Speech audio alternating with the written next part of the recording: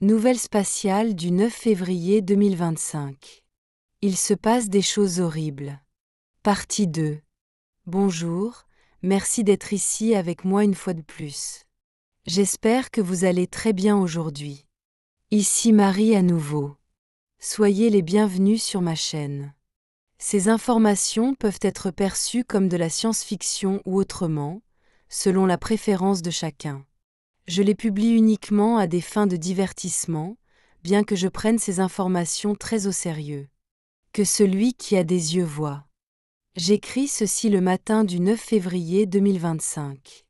Il s'agit de la suite des précédentes nouvelles spatiales intitulées « Il se passe des choses horribles non recommandées pour les personnes sensibles ». Je vous recommande vivement de regarder cette vidéo en premier si ce n'est pas encore fait, car sans cela vous risqueriez de ne pas comprendre ce qui suit.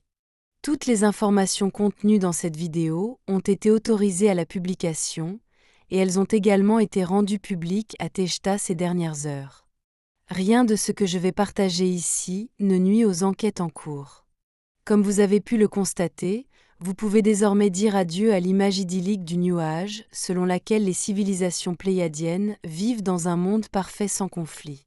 Certes, ces royaumes presque parfaits existent bien dans les Pléiades, mais ils se situent dans des densités existentielles supérieures. Et cela vaut également pour la Terre et d'autres lieux. En reprenant à peu près là où je m'étais arrêté dans la dernière vidéo, il y a eu récemment 4 incursions non autorisées sur la planète tégétienne Témé. Toutes ont été menées par des vaisseaux spatiaux alphraciens travaillant étroitement avec la cabale qui contrôle la Terre, laquelle, je le rappelle, est une marionnette de la Fédération galactique. Le gouvernement d'Alphrata Centauri a publié un communiqué niant toute implication, déclarant que cette nation stellaire ne mène ni n'envisage aucune agression contre le peuple tégétien. Il a exprimé sa consternation et ses condoléances face à ces événements, tout en affirmant vouloir coopérer pleinement aux enquêtes. Cependant, selon le droit spatial et le bon sens, le gouvernement alphracien reste responsable des actions de ses ressortissants, en particulier lorsque cela concerne du personnel militaire, comme les 6 pilotes et 3 vaisseaux chasseurs concernés, qui appartiennent à ses forces armées. Techniquement, cela signifie qu'Alphrata Centauri a bien envahi Tejta, et que son gouvernement doit en être tenu responsable dans une certaine mesure, même si ses militaires ont été engagés par des membres de la cabale terrestre. Je ne sais pas encore comment cette affaire va évoluer. Le siège légal de la fédération locale, via sa division juridique, a néanmoins accepté la plainte déposée par Tejta contre Alphrata Centauri, notamment pour défaut de contrôle sur ses propres ressortissants. En conséquence, aucun vaisseau alphracien n'est désormais autorisé à atterrir sur quelque territoire tégétien que ce soit, jusqu'à nouvel ordre. Cela affecte surtout les civils alphraciens, qui visitaient régulièrement ces lieux. Ce problème est encore plus sensible sur Tejta elle-même, dont la population civile n'est pas habituée à un tel niveau de contrôle militaire, notamment pour ses déplacements entre les 4 planètes du système solaire tégétien. Bien que la situation justifie pleinement ces mesures, toutes les forces militaires tégétiennes sont actuellement en alerte maximale, ce qui limite les droits de voyage civils. Cela me pèse, car il est difficile d'imposer de telles restrictions alors que je m'oppose vivement à la perte de liberté imposée sur Terre sous prétexte de sécurité. Et me voilà contrainte de faire la même chose à Tejta, au nom de la sécurité, ce qui est contre mes valeurs. J'espère simplement que cette situation ne durera pas, même si elle est très grave, car il s'agit clairement d'un acte de guerre. À ceux qui pensent qu'il est temps de passer à une réponse militaire directe, sachez qu'il existe encore de nombreuses alternatives diplomatiques, car la situation est extrêmement complexe. Et il faut dire clairement ceci, il n'y a pas de cible précise contre qui se retourner, ce qui complique tout. Le Haut Conseil et le gouvernement d'Alphrata Centauri affirment constamment que ce n'était pas eux et qu'ils veulent coopérer pleinement. Ils affirment aussi constamment qu'ils nous comprennent, qu'ils sont de notre côté et qu'ils veulent aider. Ils ont également exprimé leur inquiétude, voire leur peur que tout cela puisse se retourner contre eux. Il se peut qu'ils aient raison sur cette dernière partie, parce que comme je l'ai dit dans les dernières nouvelles spatiales, Nous voyons en effet que la Fédération galactique les utilise comme une sorte de bouc émissaire pour couvrir ses propres mauvaises actions. Nous savons maintenant que ce n'étaient pas eux en tant que gouvernement, bien qu'ils soient quand même responsables des actions de leur personnel. Nous savons que les agresseurs étaient et sont la cabale qui contrôle la Terre, avec leurs aspirations expansionnistes. Mais nous savons aussi que cette cabale n'est qu'une marionnette de la Fédération galactique et qu'elle ne fera jamais rien sans recevoir ses ordres. La Fédération galactique locale, la partie qui est responsable de veiller sur cette situation, a également déclaré avec magnanimité qu'ils ne sont pas impliqués et qu'ils attribuent tout ce désordre au mal qu'il y a sur Terre. Les Urmayadéens ont procédé à l'interrogatoire des autres militaires alphraciens et terrestres qui sont en détention, et comme je l'ai expliqué dans d'autres vidéos, les chats Urma sont des maîtres de l'astral. Et c'est depuis l'astral qu'ils les interrogent, et non pas depuis le côté des vivants par des méthodes cruelles et peu convaincantes. Depuis l'astral, personne n'échappe à leurs yeux de chat. Ce qu'ils ont rapporté jusqu'à présent, c'est que ces pilotes alphraciens ont seulement été engagés par des militaires de la Terre et ont reçu la somme de 10 000 $ US pour être les pilotes de leur opération.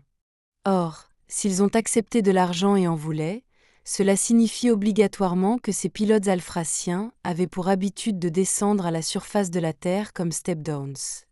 Ou sinon, pourquoi auraient-ils voulu de l'argent ? Mais cela signifie aussi que, en tant que pilotes militaires alphraciens, ils se mélangent généralement avec des militaires de la Terre. C'est donc aussi la preuve de l'implication d'Alphrata Centauri avec la cabale qui contrôle la Terre. Quant aux forces des opérations noires de la cabale terrestre, les Urmayadéens ont interrogé astralement le seul qui a survécu.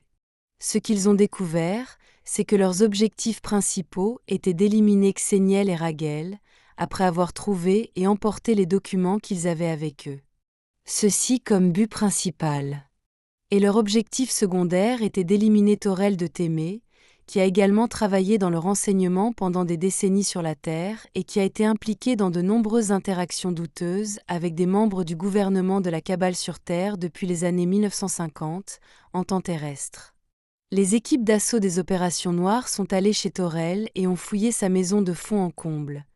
Mais ils ne l'ont pas trouvé parce qu'il était dans l'équivalent tégécien d'un hôtel-resort, si j'utilise des termes humains et à défaut de meilleurs termes. Torel, également connu sous le nom de Valiantor, passait du bon temps sur la plage avec un groupe de ses amis les plus proches. Parmi eux, Kila de Procyon, qui est le compagnon de l'ancienne reine Alnin, et qui se trouvait à Témé, attendant que cette dernière sorte de son caisson médical. D'ailleurs, il est prévu qu'elle sorte de son caisson humide à la fin du mois de mars de cette année. Son rétablissement se passe bien et rappelez-vous de la différence de temps drastique de 4,6 jours pour entre n'importe quelle planète pléiadienne et la Terre. C'est-à-dire que pour chaque jour passé sur une planète pléiadienne comme Témé ou Héra, 4,6 jours s'écouleront sur Terre. Malgré le fait que la perception de l'écoulement du temps sur une planète pléiadienne soit très similaire à celle de la Terre. Juste avant que l'on prenne connaissance de cette dernière information donnée par les Urmayadéens, aussi bien Torel que Kila ont été placés sous protection militaire tégétienne et transférés hors de la planète à bord d'un vaisseau cuirassé de classe Alcyone, qui patrouille Témé en ce moment, parmi beaucoup d'autres vaisseaux de guerre tégétiens. Les deux vont bien, sont en sécurité et de bonne humeur. Quant à l'équipage du vaisseau Sadikleia, qui se trouvait anciennement sur le vaisseau Toleka, il va bien. Eridania Yelena est toujours la capitaine du Sadikleia et elle va bien. Neshara, qui est la sœur de l'ancienne reine Alnin, est la personne la plus haut placée à bord du Sadikleia, travaille pour l'intégrité et l'unité de tout le groupe et de la flotte, en veillant à ce que chacun aille le mieux possible. Elle gère et supervise également toutes les opérations menées en step-down sur Terre, y compris les missions d'approvisionnement, entre autres. Des missions qui sont maintenant réalisées avec des mesures de sécurité très élevées. Suriko travaille toujours sur le pont du Sadikleia en navigation, avec Anna Olgiria, qui s'y trouve également pour apprendre à piloter de grands vaisseaux. Les docteurs Sénètre et Kara fonctionnent toujours en tant que tels à bord du Sadikleia, mais elles ne sont pas autorisées à faire quoi que ce soit au-delà d'un certain seuil, sans en informer le médecin principal de la flotte du vaisseau stellaire Alcyone, le Dr Ware, et son équipe. Alia et Cassia vont bien également et sont toujours très engagés dans leur rôle qui consiste à descendre sur Terre en step-down à la recherche de provisions, mais elles sont maintenant fortement escortées.